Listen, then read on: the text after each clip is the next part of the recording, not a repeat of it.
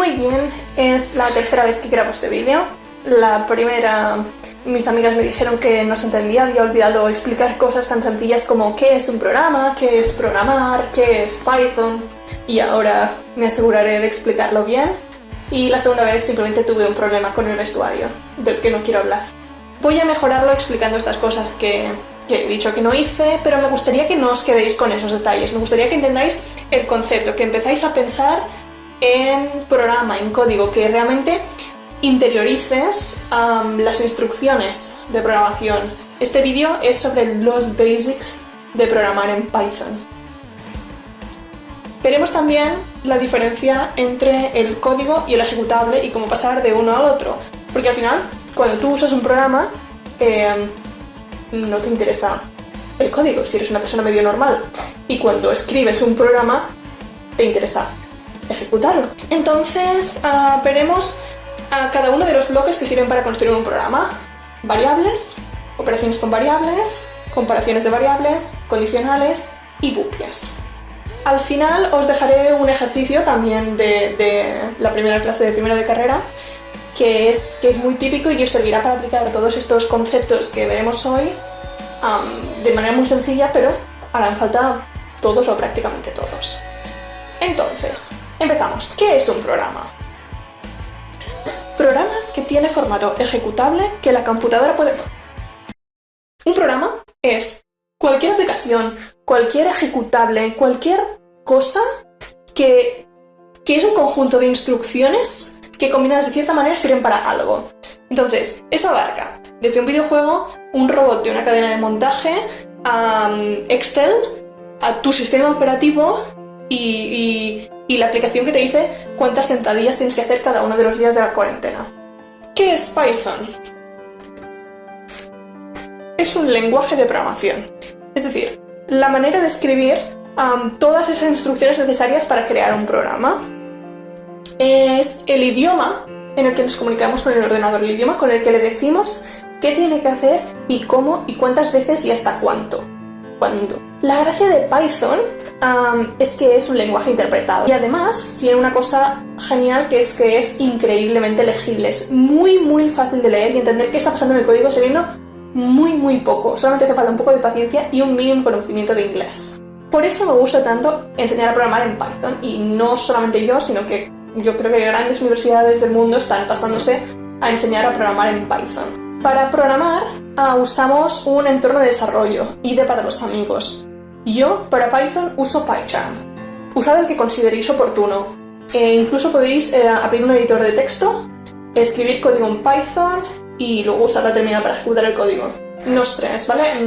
El vídeo no va de eso y programar no va de eso. Es la herramienta, no el contenido. Yo sigo con PyCharm, lo abro, creo un proyecto y le asigno un entorno virtual. Vosotros escoged las opciones por defecto, no nos vamos a preocupar de eso ahora. Básicamente sirve para decirle qué Python ha de utilizar, dónde está ese Python y cómo usarlo para interpretar el código, para que el IDE sepa hacerlo. Os dejo algunos links en la descripción por si tenéis algún problema con esto o queréis saber más. Entonces, tengo este proyecto y creo un nuevo Python file, botón derecho, crear un Python file. Es básicamente un archivo que tiene extensión .py, pero es texto. Entonces, nos abre un nuevo código en Python que ahora, evidentemente, cuando es nuevo, está vacío. Y el primer ejemplo que haremos será el primero de todos los libros de texto, que es un Hello World. Vamos a hacer que muestre por pantalla la cadena de texto Hello World. Muy bien. ¿Cómo ejecuto este código? Pues podemos ir a la terminal incorporada del IDE o podemos abrir una terminal normal, que eso depende del sistema operativo. Pero no nos hace falta de momento, tenemos nuestro entorno virtual bien creado en el IDE y simplemente haciendo botón derecho o en el archivo o en el mismo código le damos a Run y se ejecuta. Pensad que el IDE ya le hemos dicho dónde está Python, qué Python ha de usar y dónde está, y sabe dónde está el código. Por tanto, juntas las dos cosas y nos abre una ventana con el resultado de la ejecución. En este caso solamente muestra por pantalla el Hello World. La primera línea es simplemente cuando se llama el programa, la ignoramos, y la última línea es el exit code. Entonces, los programas tienen exit code o acaban normalmente con un exit code que te dice si ha acabado bien o ha acabado mal, si ha habido algún error. Pero esto de momento no nos interesa porque nuestros programas van a acabar súper bien y no va a haber ningún problema. Muevo el RAN a la derecha para verlo simultáneamente, pero es exactamente lo mismo. Vosotros trabajad como queráis. Voy a imprimir unos guiones para ir separando las secciones. La sección de print, la sección de variables, etc. Las instrucciones se ejecutarán por orden, es decir, la primera línea se ejecutará antes de la segunda y la segunda antes que la tercera. Por tanto, si yo pongo otro print, por ejemplo, print Bea, y lo ejecuto, veréis que primero se ejecuta la primera de las instrucciones, el primer print, que es Hello World, y después el Hello Bea. Muy bien. Entonces, yo considero que el código hay que comentarlo mucho por muchos motivos. En Python, para hacer un comentario, usamos un hashtag y detrás escribimos lo que no queramos que se inmiscuya con el código, es decir, el intérprete va a ignorar completamente los comentarios.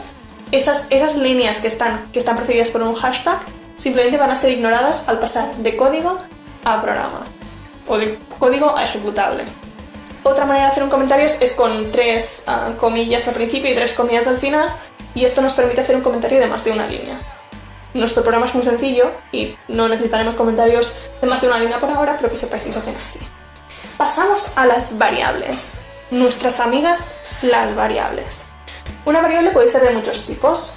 Una variable es simplemente una caja negra, una caja con una etiqueta, que es el nombre de la variable, donde podemos meter lo que queramos. Entonces, en Python las variables no es evidente qué tipo tienen. Es decir, en una caja donde tenemos un número, en esta caja es la caja, pongamos que es la caja edad, y dentro tenemos un 5, porque tiene edad 5. En esta caja edad podríamos igualmente poner dentro un texto, por ejemplo, la cadena de caracteres 5 escrito. La variable 5 antes era una variable numérica y ahora es una cadena de caracteres. Esto pasa en Python, en otros lenguajes de programación es un poco distinto. Vamos primero por los números y luego ya nos preocuparemos por las letras. Podemos guardar en una variable, por ejemplo, lo que decíamos edad, un número. También podríamos guardar una variable que fuera con decimales, un float, un coma flotante. Por ejemplo, podemos guardar cuánta pizza queda. Pues queda pizza 0,5, queda media pizza, lo podríamos tener en una variable.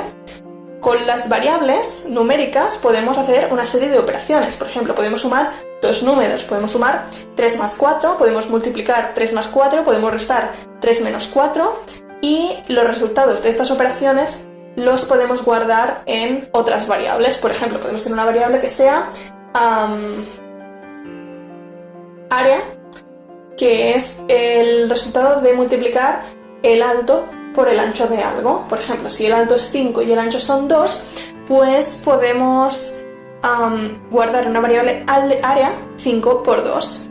Este 5 y este 2 lo podríamos tener a sí mismos guardados en variables que fueran alto igual a 5 y ancho igual a 2. Fijamos que usamos el igual para asignar a cada variable su valor. De la misma manera que en área guardamos el valor de alto, que vale 5, y ancho, que vale 2. De la misma manera podríamos calcular el volumen. El volumen en este caso sería alto por ancho por profundidad. Hay otro tipo de operaciones con variables que son las comparaciones.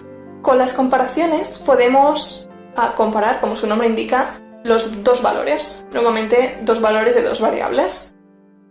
Podemos saber si una variable contiene un valor más grande que otra usando el signo mayor que. Podemos comparar si es menor, si el contenido de una caja que se llama variable 1 es menor que el contenido de otra caja que es variable 2. También podemos comprobar si es menor o igual o si es mayor o igual. Por supuesto, también podemos comprobar si el contenido es igual. Fijaos que usamos dos iguales para ver si hay el mismo contenido en las dos variables. Muy bien. ¿Qué significa esto? Que tenemos una operación que llamaremos comparación, sea mayor, menor, igual, etc., que nos dará como resultado una respuesta booleana, es decir, que valdrá cierto o falso. Si yo pregunto, ¿variable 1 es mayor que variable 2? esto me devolverá o sí o no. Si yo multiplico un número por otro, el resultado será un número. Si yo comparo un número con otro, el resultado será cierto o falso. A esto le llamamos variables booleanas, que solamente pueden tomar los valores cierto, true en inglés, falso, false en inglés, o 1 o 0, suena informática, ¿no?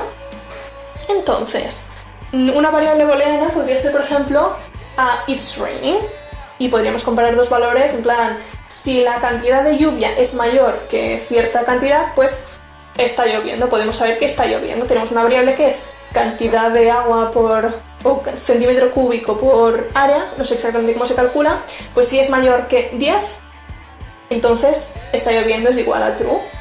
El valor resultado de la comparación lo guardamos en la variable it's raining, está lloviendo. Entonces, este tipo de variables son súper útiles cuando llegamos a la parte de condicionales, es decir, a la parte donde, usando comparaciones entre dos variables, digamos qué instrucciones se han de ejecutar. Os dejo en la descripción, por cierto, links a los distintos apartados de este vídeo para que no tengáis que escuchar la chapa entera. Inciso. Es muy importante que las variables tengan nombres apropiados, en inglés, sin acentos. Nunca pongáis acentos en el código. Vosotros podéis llamar plátanos a todas las variables numéricas, manzanas a todos los booleanos y peras a todos los números con decimales, pero eso sería de salvajes. Es mucho mejor ser ordenado y coherente.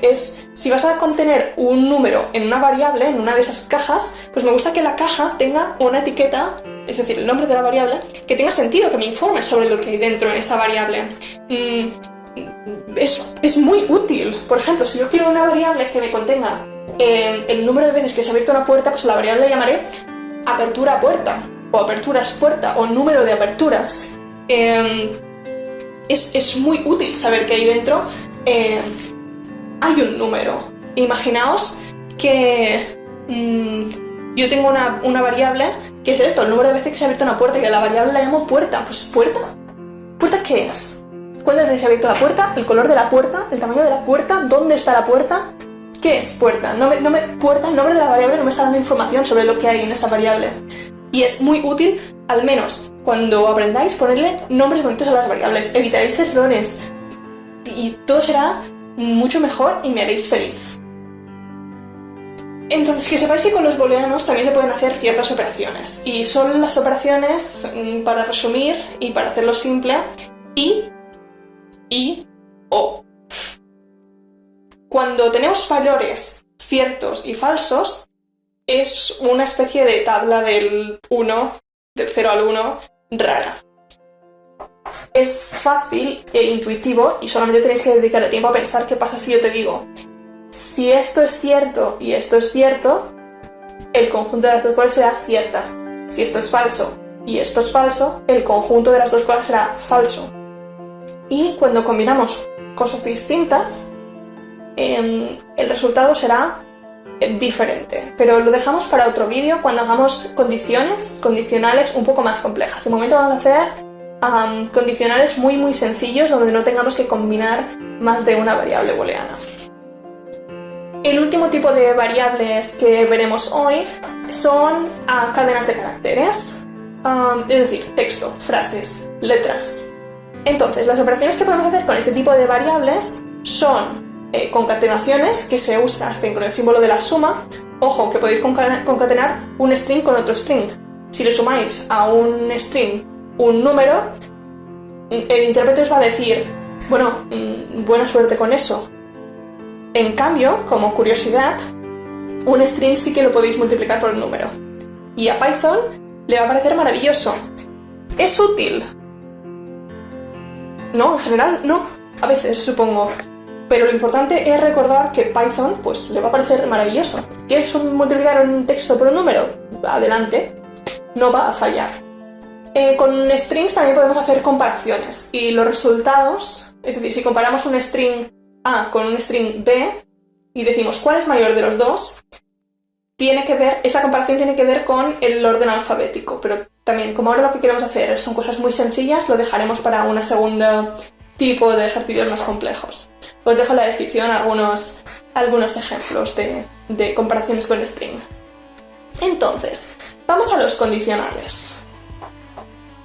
La gracia de un condicional es evaluar o comparar dos variables y hacer una cosa u otra según el resultado. Es decir, si yo comparo dos variables y el resultado es cierto, por ejemplo, si yo le pregunto al programa, ¿la lluvia es superior a 10? Y por tanto está lloviendo, pues if la cantidad de lluvia es mayor que 10, entonces coge un paraguas.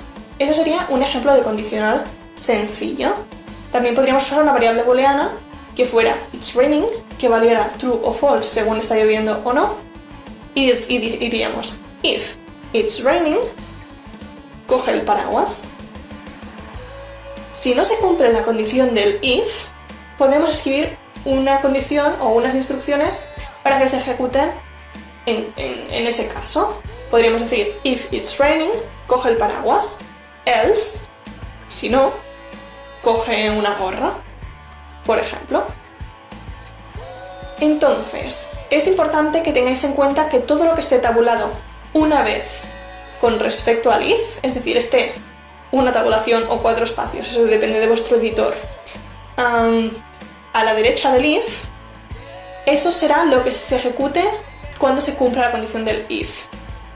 Esto es una de las típicas cosas de Python que los amantes de C++ odian, pero que es muy intuitiva al final si lo entiendes. Imaginaos una línea vertical que sale del if y todo lo que está a la derecha está dentro del if. Y todo lo que está a la altura del if, pues es la siguiente instrucción. Ya cogeréis la práctica y ya acabaréis viendo estas cosas sin problemas.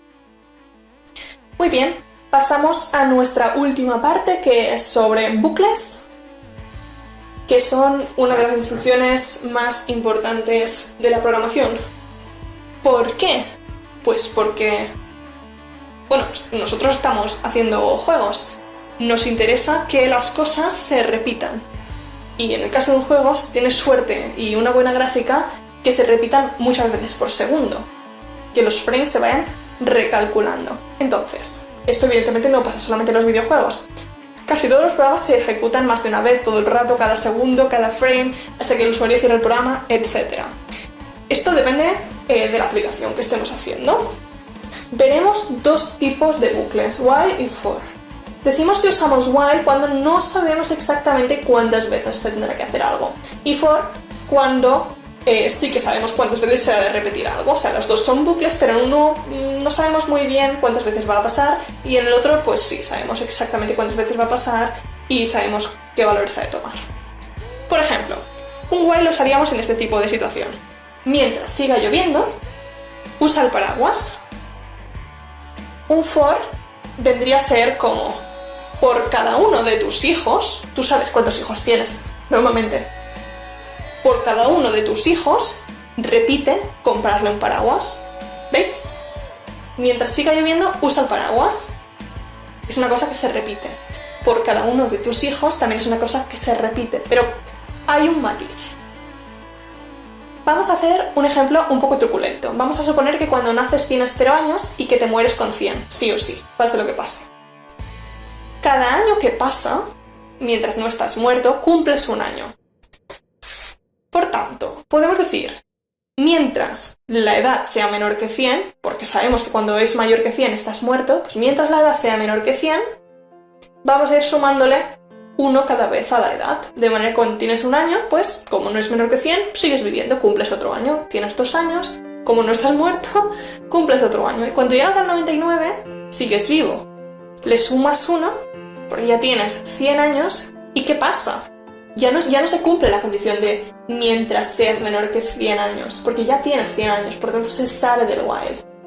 Tenemos una instrucción que nos permite repetir algo hasta que se deja de cumplir una condición, o dicho de otra manera, mientras se cumple una condición, y eso es fabuloso. Veremos muchos ejemplos en los próximos vídeos. En resumen, es un bucle que se ejecuta mientras se cumple una condición. Vale, ya lo he dicho esto. Vamos al for. Es la instrucción preferida por todos. Intuitivamente decimos, por cada cosa de este grupo de cosas, es decir, por cada número x en el rango del 0 al 10, por ejemplo, imprime el valor de x. Ojo, la gracia aquí es que el rango del 0 al 10 llega hasta el 9. Si queremos que vaya del 0 al 10 incluido, tenemos que poner rango 0 al 11. Ahora nos importa mucho. Otros ejemplos de este tipo de cosas podrían ser por cada día de la semana. Tú sabes cuántos días tiene una semana, o por cada día del mes. Tú sabes cuántos días tiene un mes, o lo que decíamos antes, por cada uno de tus hijos. Tú normalmente sabes cuántos hijos tienes. Es decir, usamos un for cuando sabemos cuántas veces hemos de repetir algo, o cuando tenemos una lista por cada una de las cosas que tengamos que mirar o operar con. Por supuesto, todos los bucles, es un bucle muy sencillo, pero todos los bucles se pueden complicar todo lo que queráis. Vamos a decirle ahora que enseñe todos los números múltiplos de 2 en el rango del 0 al 10. Súper útil. Pues decimos, por cada número entre el 0 y el 10, si es múltiplo de 2, printéalo. Para encontrar si un número es múltiplo o no, miro el módulo, es decir, el resto de la división entera. Si el resto de la división entera es 0, entonces el número es múltiplo de 2. Y esto es un problema de matemáticas básicas, no de programación. No sirve de nada que sepáis derivar e integrar si luego no podéis hacer estas tonterías. Entonces, usaré muchos bucles en el próximo vídeo. Y recordar que la única manera de aprender a programar es programando, haciendo muchos errores, haciendo muchas tonterías y mejorando y ya está. A programar se aprende programando. Resumen de hoy. Hemos hecho un programa inútil pero que funciona. Ahora es tu turno. El ejercicio que yo te recomendaba que hiciera es de las primeras clases de programación y viene a ser algo así como tienes en una variable numérica el número de segundos, un número de segundos, preferentemente muy grande. Y el objetivo es, al final del programa, tú haces un programita muy sencillo, deberían ser como unas 10 líneas como mucho, tienes que decir, ese número de segundos tienes que decir cuántas horas, cuántos minutos y cuántos segundos son. Esto es un ejercicio de primaria que hacíamos con lápiz y papel. No es difícil, el código no es difícil, simplemente hay que relajarse y hacerlo con calma y ya está. Las operaciones son muy sencillas. Colgaré un vídeo solucionándolo dentro de poco, supongo, y también colgaré el código de hoy. ¡Suerte! Por cierto, si odiáis Python o no os gusta cómo explico, pues la verdad es que no me interesa. Os dejaré algunos vídeos y artículos de gente pues, que os gustará mucho más y no tendréis que aguantarme. ¡Chao!